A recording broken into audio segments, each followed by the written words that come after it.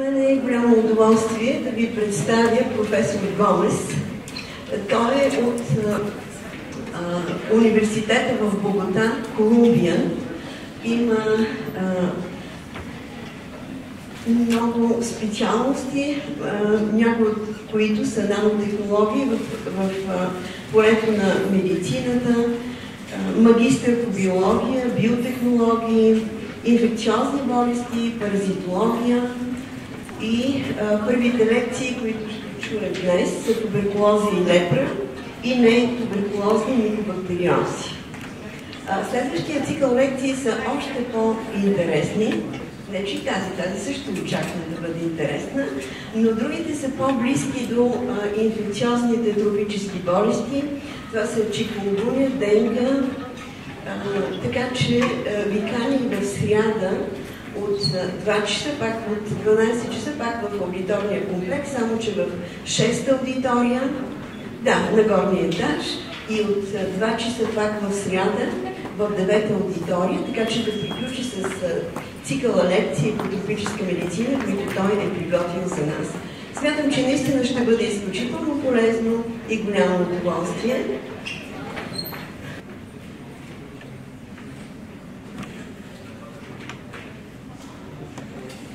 Good afternoon. I'm really honored to be here at Dublin University.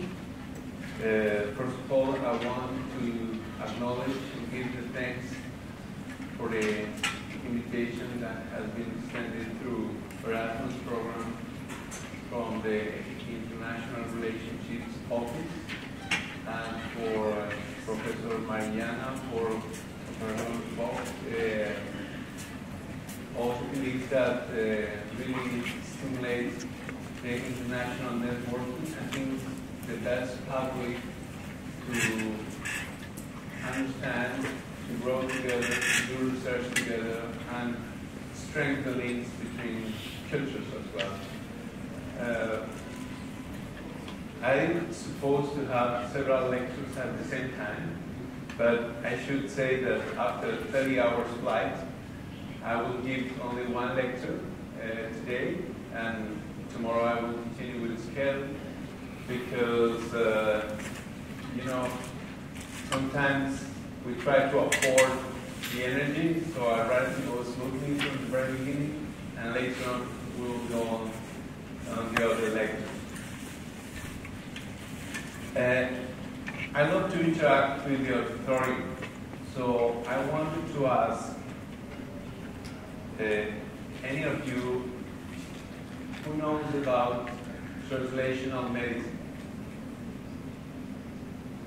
or what are your opinion about translational medicine?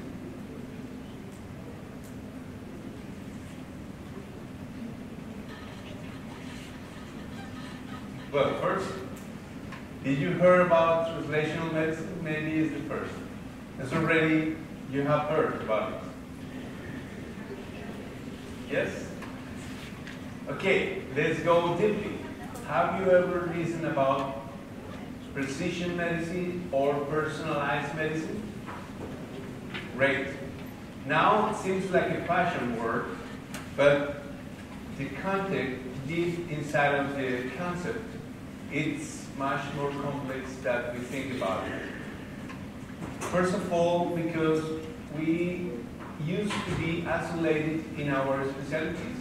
For example, if we are specialists in infectious disease, then we come deep into the etiological agent, and then which are the factors driven to cause that infection, and so on. And we try to diagnose and treat the patient.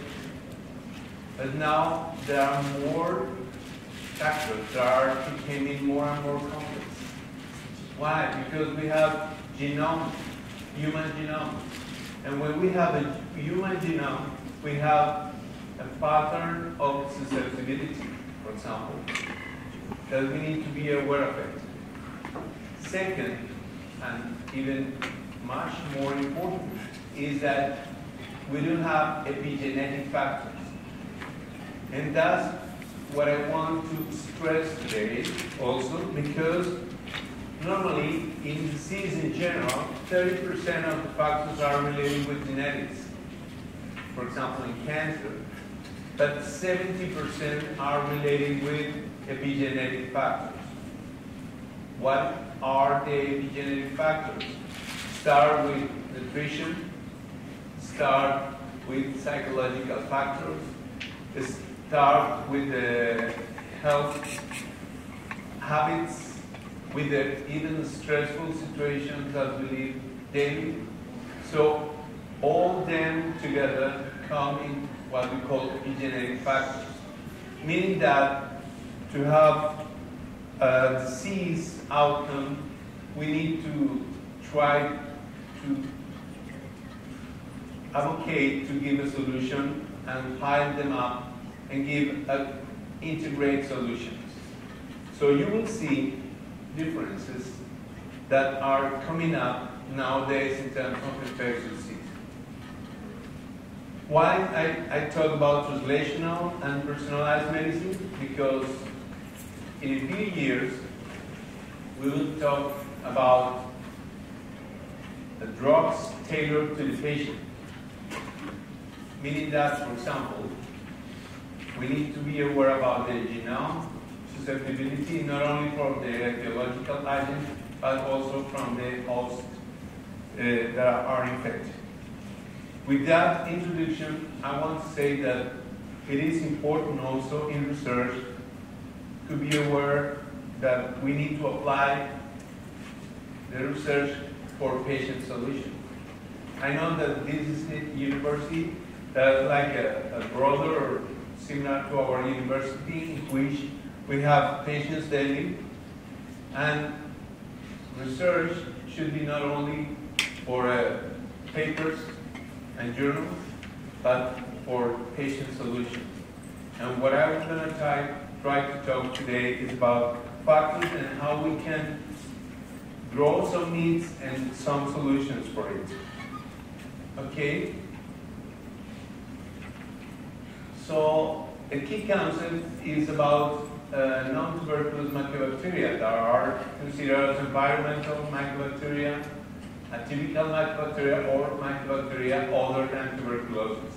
What it means? That normally it has been for many years in the evolution in the environment, but few people have been apparently infected with them. But sometimes that depends on how we see the solution. You may remember that in the year 1950, there were some diseases that have been not explained, apparently caused by the living organism. The point is that we had not the tools to detect those agents. I'm talking in that case about the history of viral diseases. We have not the microscopic tools to go deep and see what they were, the structures. But nowadays, we have more molecular tools. In that case, I'm showing you a low stringency culture in which we can differentiate at least the color of the culture, and we can use this as a tool to differentiate types. For example, Mycobacterium tuberculosis from Mycobacterium avium complex. And that's the reason why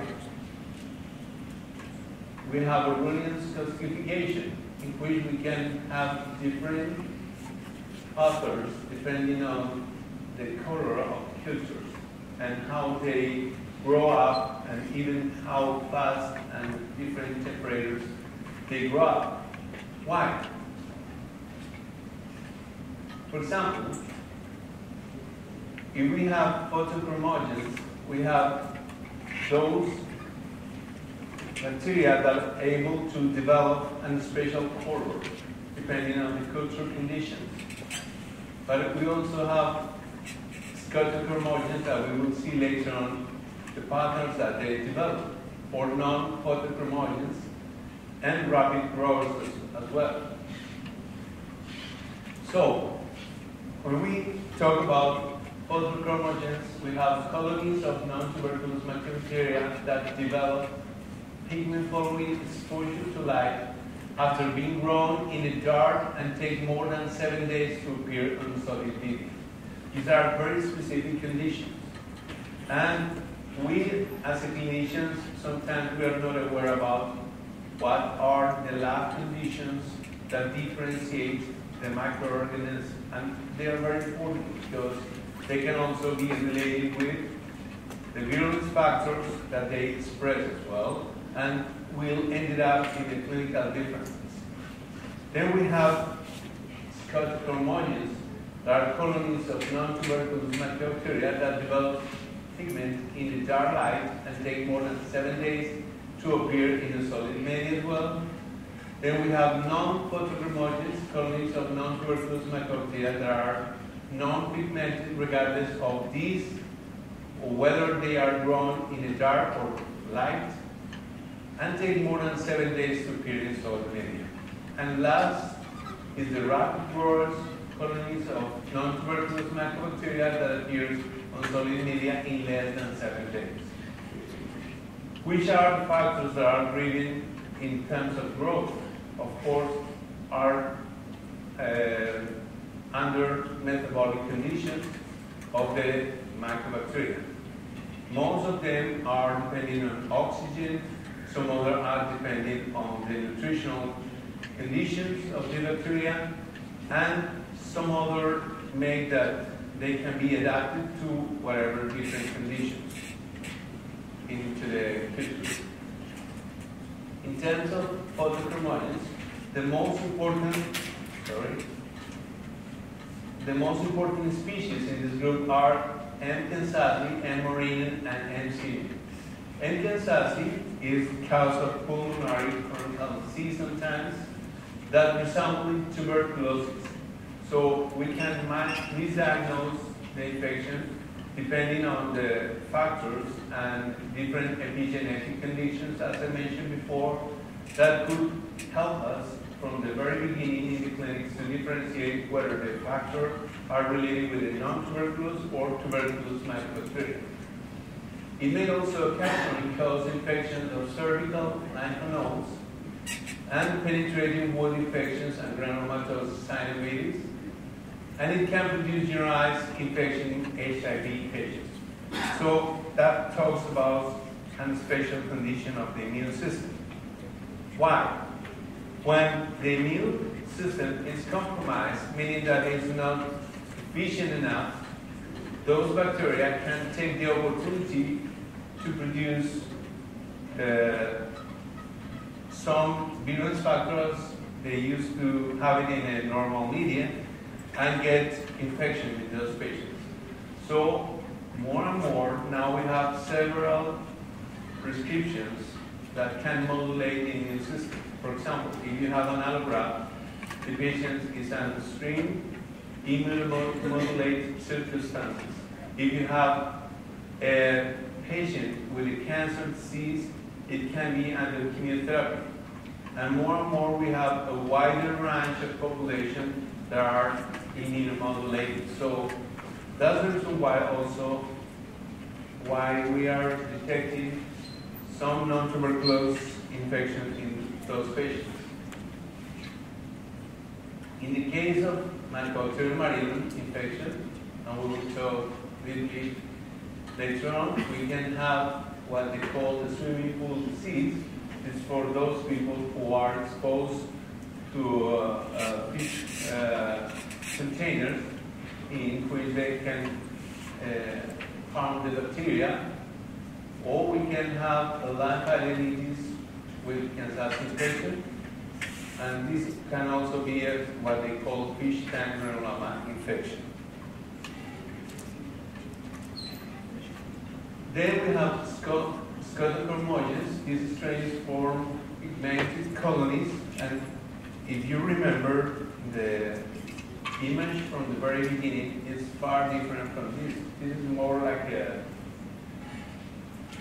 color that is much more yellow, in terms like an orange, than the previous one from the very beginning.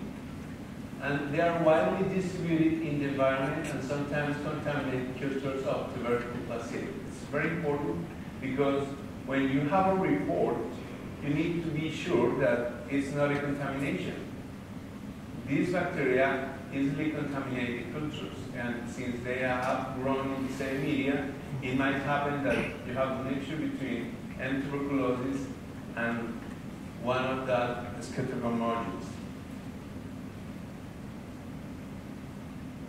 Important species in this group goes from M. scrofulacea that may cause scrofula or cervical adenitis in children especially. M. gordonii, after found in tap water, is a common contaminant in clinical specimens. But we will see that also M. sulgi, and a common cause of pulmonary disease, we will see some cases, and it can cause also bursitis. It is photochromogen when incubated at 37 degrees, but up to chromogen at 25 degrees. So what it means is that there are some conditions that could be oxygen dependent. We can help also the growth in microaerophilic conditions. How you realize the difference? Because you can incubate in a special CO2 incubator, for example, that can differentiate the level of oxygen, and you will see the pattern can change as well. These are cervical adenitis, and we will see the properties later on.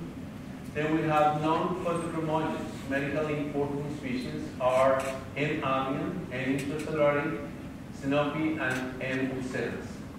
Of course, we know for HIV patients that M. avium cause naturally tuberculosis in birds and lymphadenum in pigs. In animals, in general, they are opportunistic infections, but also they can be pathogens for humans. M. intracellular is commonly known as bacillus, and now they're being joined in what they call M. avium complex. This is the cause of lymphadenopathy, pulmonary lesions, or disseminated disease, particularly in AIDS patients. So before the HIV, there were no too much knowledge about those infections. Why? Because the cell immune system was efficient enough to eradicate infections. But with the AIDS patient, we realized that they can be infected due to that cell immune system defect. We have also M. Sinopi, originally isolated from toads, and may occasionally cause chronic lung disease in human beings. And M. ulcerans, that is now a really harmful case of ulcer disease that we will see in Africa especially, but in Australia as well.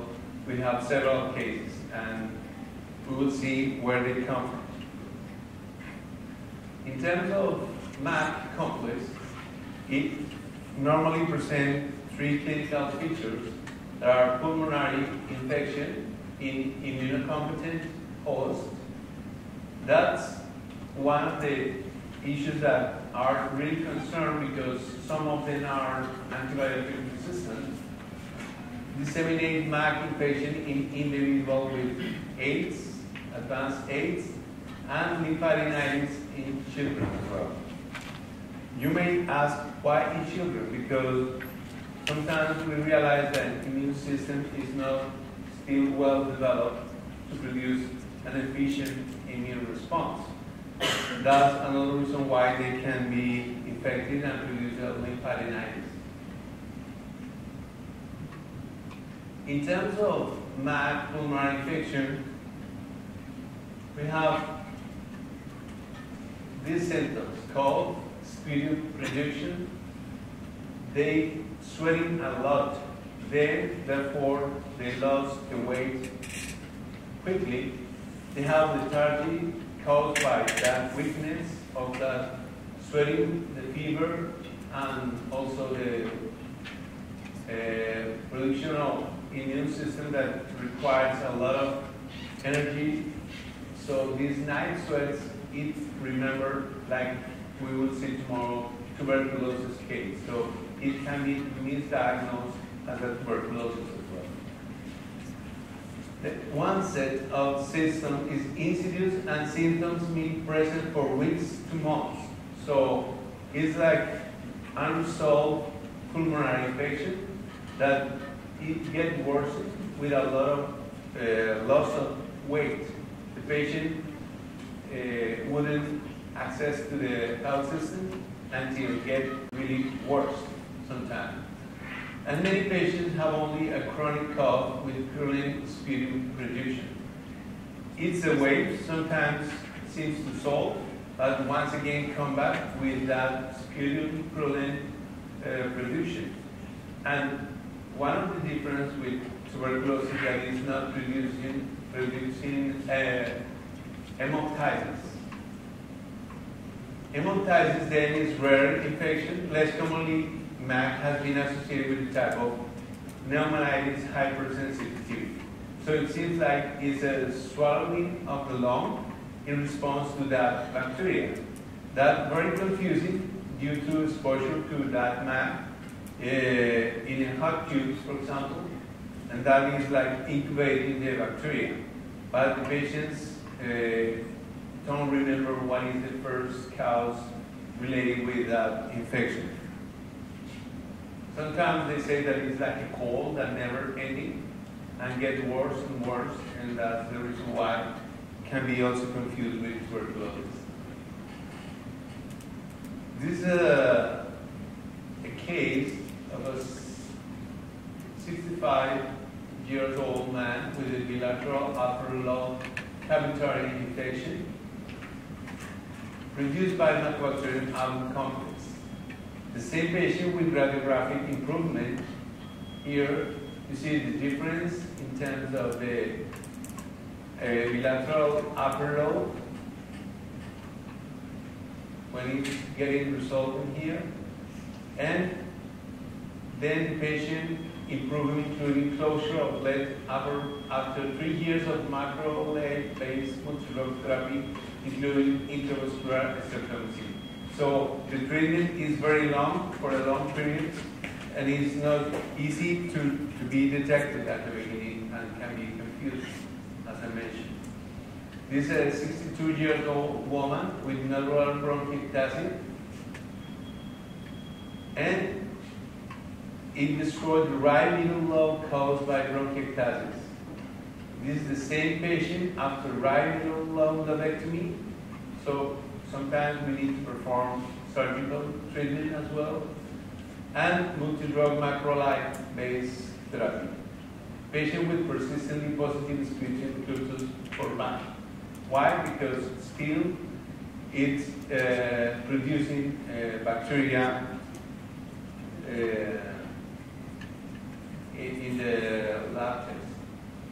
Here you have a chest radiography of 60-year-old woman with Mycobacterium complex disease, high-resolution chest computer tomography as well, scan them underlying emphysema as well. So you can see the emphysema in the lower part of the lung. And patients with advanced AIDS, meaning that they have CD4 counts lower than 50 cells per microliter, they can have disseminated MAC infection.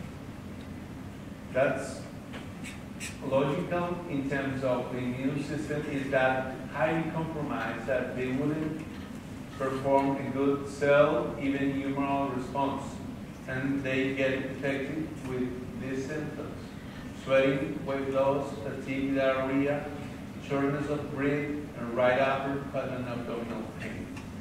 So the most important is that we need to perform really a deep clinical examination of them and ask for the previous historical or background of how the disease has been contracted, and of course about treatment of HIV, because sometimes nowadays it's easy that patients with antiretroviral treatment will be immunocompromised. But what happened, at least in Colombia, is that sometimes they stop the treatment. Sometimes they are related with drug abusers, alcohol abusers, and they don't like to take the whole antiretroviral treatment, therefore they became with that CD4 counts and coming up with the MAC infection. Other MAC infections manifestation with AIDS could be mastitis, pyelomyositis, cutaneous abscess, or brain abscess, or gastrointestinal mycobacteriosis. So, which are the previous history of these patients, depending upon the exposure of the organ. In that case, for example, cutaneous abscess is when they have a contact by the skin, or a brain abscess when they have really lower than 50 CD4 cells, so they can easily move from lung infection to brain abscess, or sometimes through food they can contaminate with mycobacteria. In the case of lymphadenitis, it's mainly for children under the age of 1 to 4 years old. As I mentioned, sometimes the immune system is not properly developed, and that shows up the reason why primarily involved unilateral cervical lymph nodes. They can be located also at the submandibular level, and rare infections are axillary or epitrochlear or inguinal lymph nodes with direct inoculation as well. Then we have Buruli ulcer. It's a disease that is caused by Mycobacterium ulcerans. The name talks about the lesion. It's producing ulcers, but what it's producing these lesions is that the virulence factors of the bacteria are related with phospholipases that are able to dissolve part of the phospholipids from the skin and go deep under from the skin until even bone tissue, as we may see later on. Most of the cases are generally seen in the tropics, primarily in West Africa and Australia. But let me tell you that there is a big difference in those cases of Africa and Australia, in which the access to the health system and also the virulence of the bacteria seems to be different. Why? Because ulcers that can be treated and solved, even though long treatments with antibiotics can be found in Australia. But you may see in the pictures later on that in Africa it's a very extensive lesions compromising the muscles or the bones. The patient also leads to ulcers on the arms or legs, which can also destroy skin or soft tissue. Phospholipase C is one of the main factors driven to that ulcer production, and they also reduce mycolactone, another factor that can be harmful for the patient. When they are not treated early, the disease can cause irreversible deformity or long-term functional disability. And here we'll see the evolution of the disease. I wrote this because most of the infections that I previously taught are easily found in our 4-level complex hospitals. So you can find it in HIV patients. But if you talk about Buruli ulcer, that is a really tropical disease, it is maybe difficult to diagnose, and that's what we stand here to talk about tropical infections. As you may see here, this ulcer are with the pale borders. Inside you have just the beginning of the ulcer. It's painless and could be about 1 centimeter in diameter. Apparently, even though it's painless, it could be itching, simply. And they have no remember of bitten by the mosquito or whatever other insect. And then we have the nodule. The nodule is a lesion that extends from skin to the subcutaneous tissue, and here is still difficult to diagnose. As I previously mentioned, one of the factors is depending on where you are detecting the patient. In some areas of Africa, they are more frequent than others, and you can be suspicious about the lesion because they're itching and quickly nodule reduction. It usually also the nodule is painless, but also itching. Here is one of the most difficult stages in which they have like a tag formation.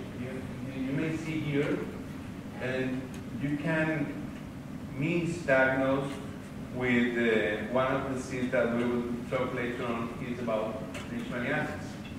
So you may see that there are kind of lesions that are not an ulcer, it's a plaque, and you cannot detect because it's painless, it's swelling, it's bigger than before.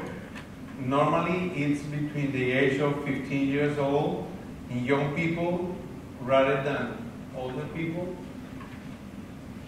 And this is a firm, elevated, well-demarcated lesion.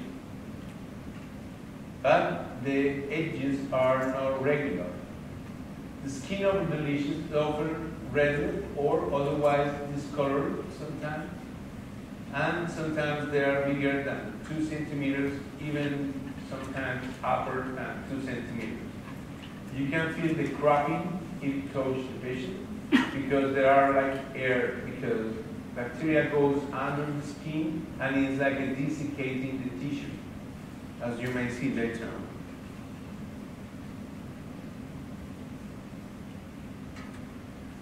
Then you have in all the patients that they have edema, and it can involve the legs or the arms, and that is the only way that you can suspicious that there is a Mycobacterial infections ongoing. Sometimes the whole limb or large areas may be edematous like this. It is firm, the edema is very strong. You can touch and feel that it's almost like a very strong resistance from the skin, and the affected area has ill-defined margins. So in this case, you can define the margins, but you cannot explain why you have that edema. There can be also changes depending on the region that is affected disease, in the leg or in the arm or sometimes on the chest. Then you have the real expression of an ulcer that can start out with a small ulcer like this, apparently small, but it's going deeper, deeper, even reaching the bone and produces stomatitis. It can also be very extensive, covering large areas of the limb or going deeply into the bones, as I mentioned. And it can be localized or otherwise, when there's no treatment, can be disseminated and will be a dead cause, of course. The center, as you may see here, is necrotic and undermined age rapidly epithelialized. Apparently, it gives a cicatrization, but it's a fake act. Because if you take a biopsy from here, you might find mycobacterial ulcers as well. Typical ulcers are not painful. That is one of the different situations because the patient wouldn't consult because of the pain or the exposure of the ulcer. By contrast, even though in the case that it's deep here, the children never refers to be with the pain. In that case, with a good treatment that may take 1 or 2 years with antibiotics that we may see later on, can lead with no deformity. Why? Because when you see this is a surgical treatment. So no way. Once you detect the mycobacterial ulcers, you need to combine antibiotic treatment with the surgical treatment. And sometimes it's really a big extension of the skin that you may not realize by the small ulcer at the beginning. It can even sometimes compromise the face, the chest, the thoracic region as well, or could be the limbs or arms as well. The point is that once you perform this, you need to perform allograft, otherwise there will be a deformity forever. So one of the consequences is deformities, and treatment at this stage is very difficult, of course, and expensive.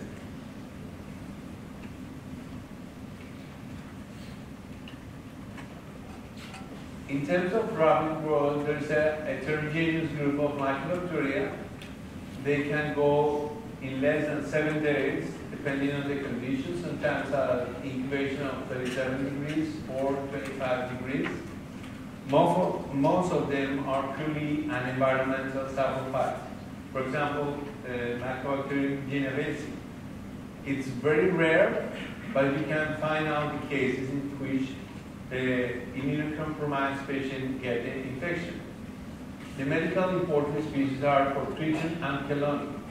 And I want to call the patient because I was just talking in lunch about how frequent young people want to go under plastic surgery.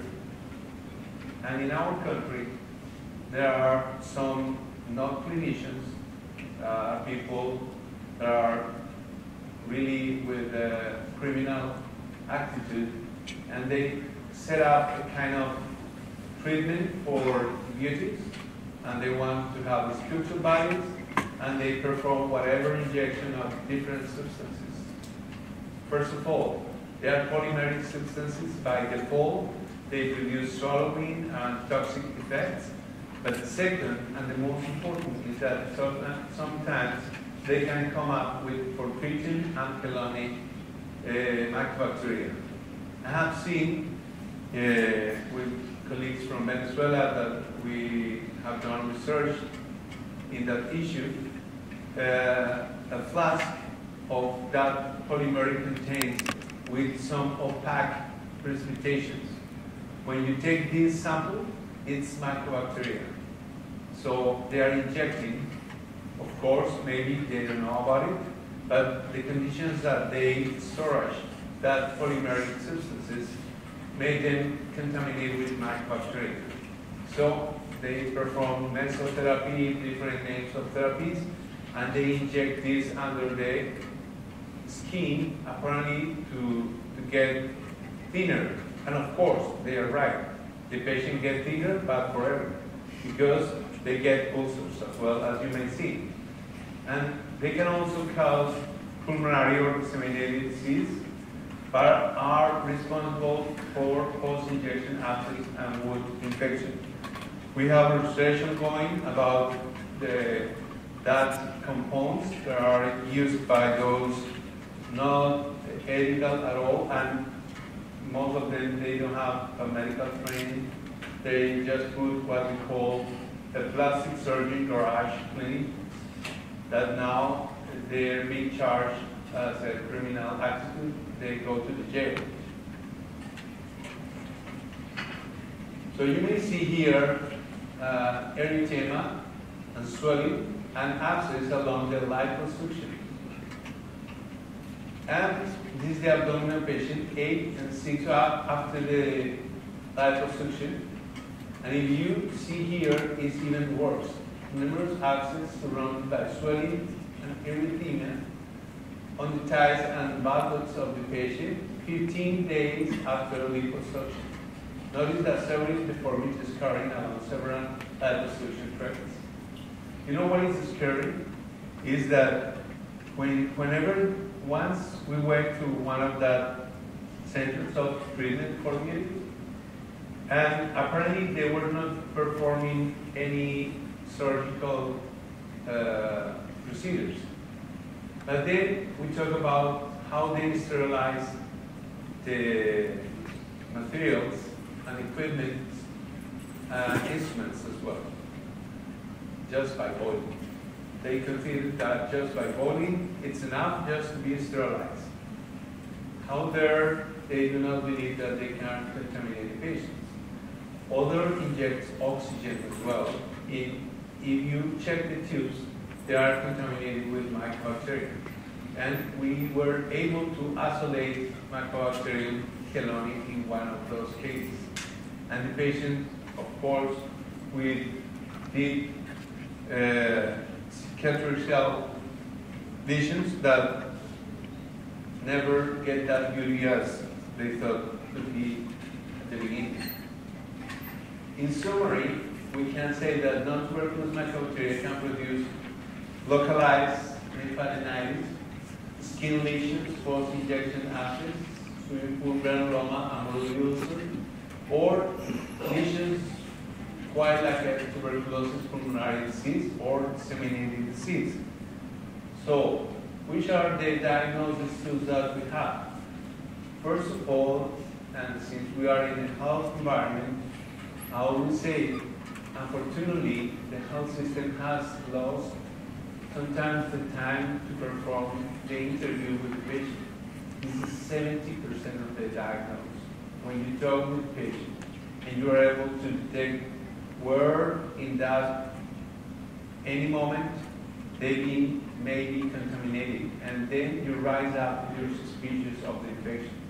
If you go with the nowadays system in which you have like 10 minutes to perform diagnosis of the patient, it might misdiagnose because you don't suspicious about epidemiological factors, epigenetic factors, or some other contacts that can lead you to the conclusion that it's a mycobacterial infection. Of course, we always have the tools to prove whether or not our pre-diagnosis is right, whether or not. Then we have a parachemical test in which we can perform biopsies, and we can also isolate bacteria and perform histopathology analysis of the tissue. Of course, the culture in the right condition, as previously mentioned, there's a difference in terms of the speed of growth, in terms of metabolic conditions. The antibiogram, of course, profile needs to be performed before prescribed. And nowadays we have a molecular typing. Where we have a molecular typing, actually is not a hospital tool. It is a tool because when you perform about molecular, sometimes it's because the case has been gone without really recognizing the mycobacteria. So they go to research labs and they perform really specific molecular PCR test or some other typing, molecular typing with different probes, and they can realize not only the name of the bacteria but also the type of it. Then treatment, if you have a localized lymphadenitis, will be antibiotic, could be a single with rifabutin, or could be mixed between clarithromycin and rifabutin, or could be rifampicin and ethambutol, or could be the three of them together, depending on the severe or advance of the lymphadenitis. There are also the case where you have only surgical treatment, and the most efficient is, in several cases, are combination of surgical and chemotherapy. For a swimming pool granuloma, antibiotic treatment could be with clarithromycin, rifampicin, ethambutol, or moxifloxacin. And once again, you need to perform surgical intervention and chemotherapy together. That stands for periods of 6 months to a year sometimes, depending on the extension of the lesion. And of course, we need to work out where the source of the infection has been, especially for those who work with fishes in the aquariums and so on. In terms of Buruli ulcer, recent research and clinical experience have shown that combination of rifampicin and aminoglycoside, streptomycin or amikacin, used together can be promising in the management of ulcer disease and effective in small lesions. Once it's extensive, antibiotic treatment is not that efficient. Use proactively help in reducing the extent of surgical incision by 50%. But if you treat only with antibiotics, it wouldn't work because under the skin it's growing up and advancing the disease. So you need to perform surgical that will help to remove most of the bacteria. These are the doses of the antibiotic treatment. And when you have tuberculosis like pulmonary lesions, you have clarithromycin, rifampicin, ethambutol, or even isoniazid. Or you can also use macrolide or fluoxetine or ciprofloxacin. Thank you very much. This is our main hospital. This is 114 years old. It's not, the technology inside is not as old as it seems to be outside. The point is that it has been declared as an historical patrimony of the city, so you cannot modify it outside, but inside you have good technology. Thank you very much. If you have questions, please. Thank you very much for the interesting lecture, very impressive. We hope that we haven't got majority of this disease. Only in patients with advanced HIV infection, we have MAC disease. This is due to Mycobacterium avium complex, but it is very, very rare. Thank you.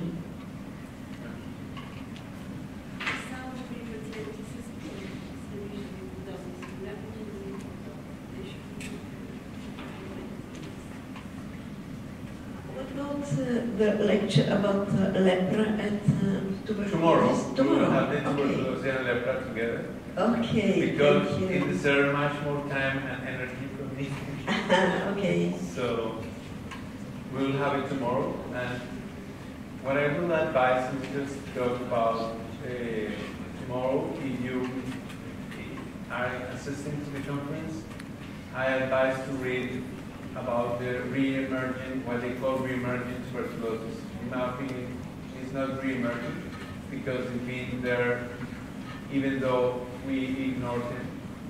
Unfortunately, sometimes diseases are changing depending on the economical pattern.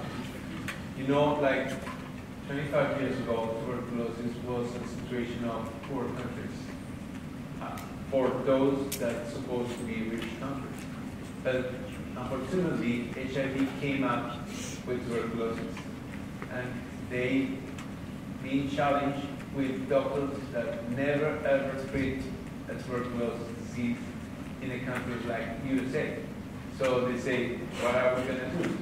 They have no experience, but now it changed from a poor country's disease to worldwide disease, and now they name it as a re-emergent infection.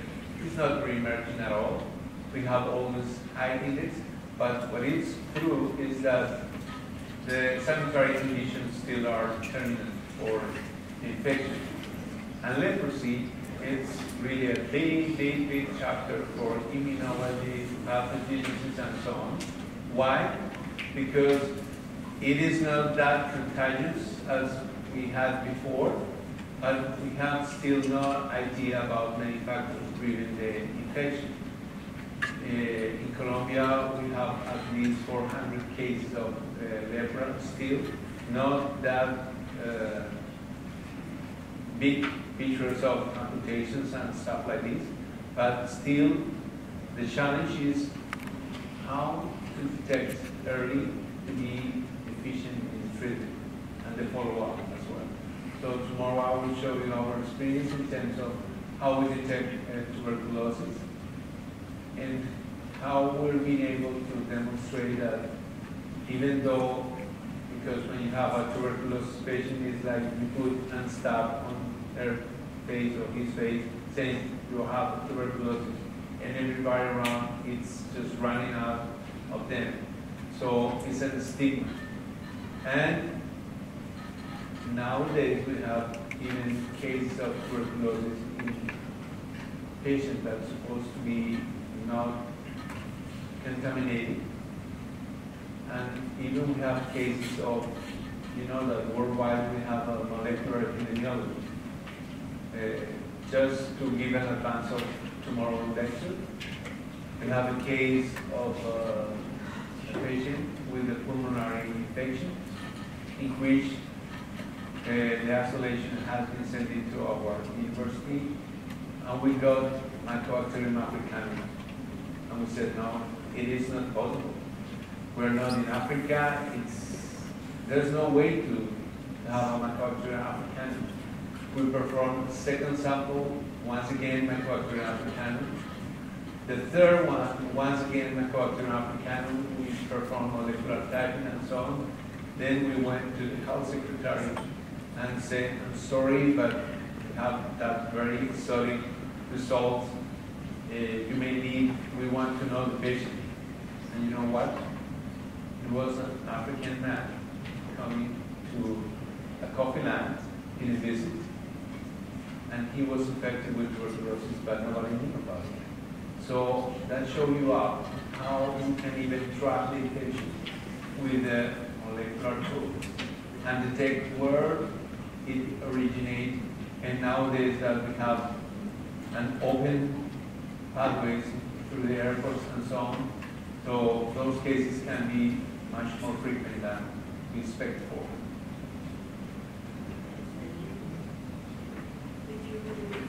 Do you have any questions?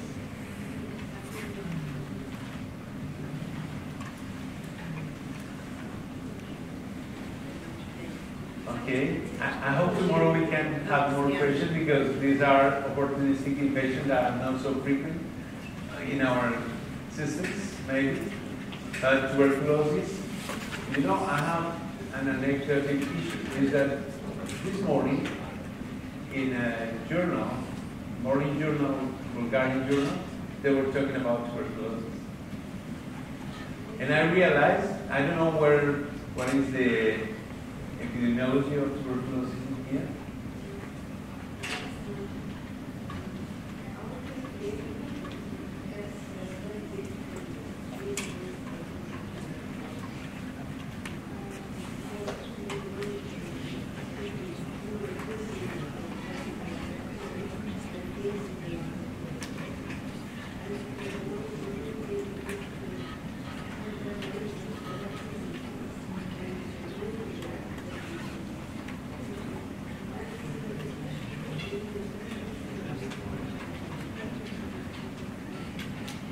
Do you perform BCG vaccinations in here?